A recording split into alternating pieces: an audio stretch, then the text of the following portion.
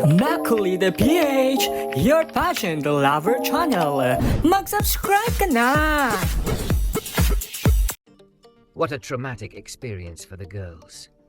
Ito ang naging pahayag ng Miss Cosmo US Virgin Islands 2024 nang tuluyan na siyang magsalita at mag-spill the tea tungkol sa controversial na stage collapse sa Miss Cosmo 2024.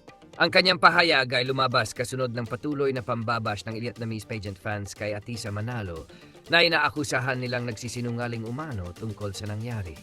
Ayon kay Miss Cosmo US Virgin Islands, totoo ang insidente at nasa stage ang mga kandidata ng ito ay gumuho.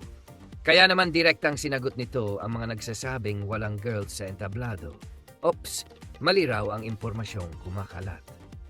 Mariin niyang ipinagtanggol si Atisa Manalo na ayon sa kanya ay nagsalita lamang base sa sariling karanasan. Dagdag pa niya, ang pagsasalita tungkol sa isang traumatic experience ay hindi kasinungalingan at lalong hindi paninira sa pageant. Ibinahagi rin niya na maraming kandidata ang natakot, na-shock at may ilan pang nasaktan sa insidente.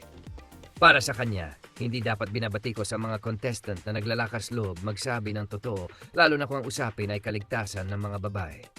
Sa huli, nanawagan siya sa fans na maging patas at makinig sa katotohanan. Aniya, hindi dapat tinatahimik ang mga biktima ng isang delikadong insidente.